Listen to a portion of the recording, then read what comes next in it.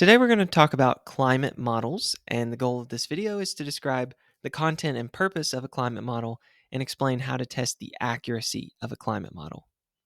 So, first, what is a climate model? Scientists use models to break Earth's climate systems into parts that can more easily be studied. So, a climate model is a mathematical representation, usually in the form of a computer simulation, of Earth's climate systems, and it's used to predict the behavior of climate. Factors that affect climate are interconnected, so a change to one factor can impact other factors as well, and this can lead to big changes in global climate. Now, what are climate models used for? They're used to project climatic conditions or climate conditions in the future. Farmers can use this information to get ready for different rain and weather patterns, and this will affect the kinds of crops that they plant and the way that they care for their livestock. Cities can use this information to make plans on how to handle water and protect buildings when there's not enough rain or when there's too much, resulting in flooding. And energy industries can use this information to predict how much energy people will use because during hot days, people use more energy on fans and air conditioners. And if our uh, models predict that temperatures are going to rise, then you can anticipate that there will be higher demand for energy so that fans and air conditioners and these sorts of things can be used. Another use for climate models is to investigate how natural processes and specifically human activities may affect climate. If we know impacts that humans are having, we can put that information into our model, into our computer simulation, and see what kind of effects it will have in the future. Okay, now what should a climate model include? I told you what a climate model is and what it can be used for, but what should you include in a climate model? Remember, I said the model is going to have several of uh, these several parts, and one part can impact another part. One part is the atmosphere. This needs to be a part of your climate model. The atmosphere is the cloud cover or air pressure, water vapor, and gas concentrations. And you can kind of see in this image these gases surrounding the Earth. That's what we're talking about here with the atmosphere. Another part of your climate model needs to be oceans. Oceans can neutralize the effects of increasing levels of greenhouse gases, and the oceans can store heat, preventing the rapid rise of global temperatures. Your climate model also needs to include the cryosphere. The cryosphere is made up of ice sheets and sea ice. Increased ice levels reflect heat, so they reflect more heat away from the Earth, and less ice would allow more heat to be retained. So if the ice is melting uh, globally, then there's less and less ice, and that's going to result in less and less heat being reflected, which means more heat's retained, which makes the global temperature go up even more. Okay, the biosphere also needs to be a part of your climate model.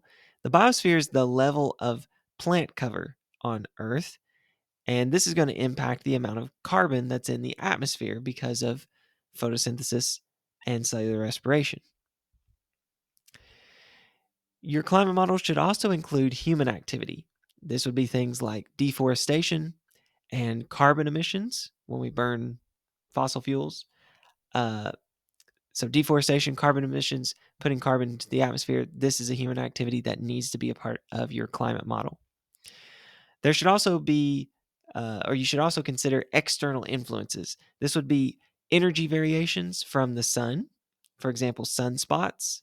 You can see an image here of the sun, and these dark patches, those are sunspots.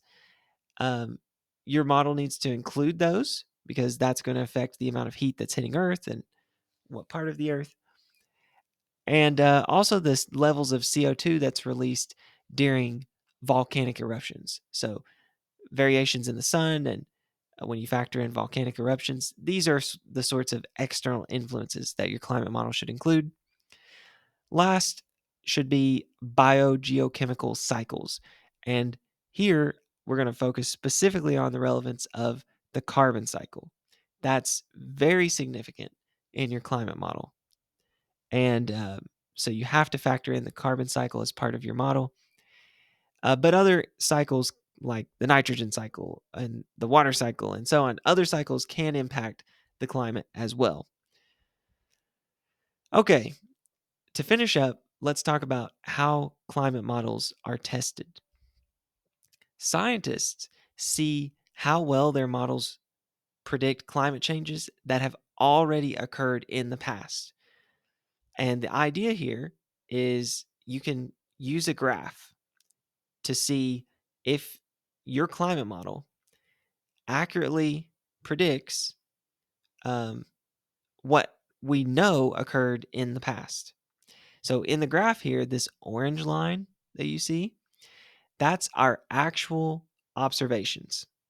It could be, in this case, in the graph, it's temperature. So we've actually observed that in the year 1900, the temperature was right here, and so on.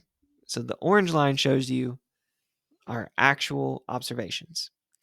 The gray space that you see, those are what our climate model predicted. Now, notice the gray space, it's kind of a range, okay? It's not uh, predicting like a specific temperature, but it gives a kind of range that if the model is correct, we would expect to see temperatures fall within this range. And you'll notice that there's a whole lot of overlap between the orange and that gray space. Every now and then, the orange gets outside the space, but for the most part, it stays within. And that tells you that our climate model is pretty accurate. It gets it right most of the time with the things that we have observed. Now, the idea is if the model can accurately recreate past trends, then we can be confident that the model will also accurately predict future trends.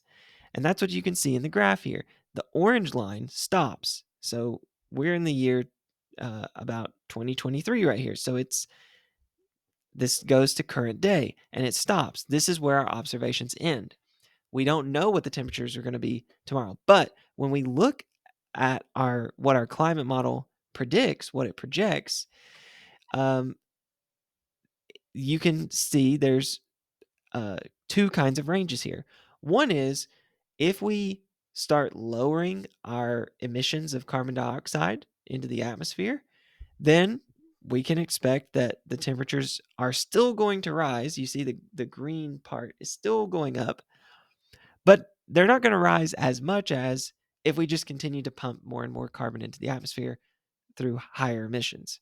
Then the temperature is going to increase rapidly. Okay, so that's how you can test a climate model. You see how well it uh, predicts observations from the past. And then, if it does that well, you can have more confidence that it's going to accurately predict the conditions in the future.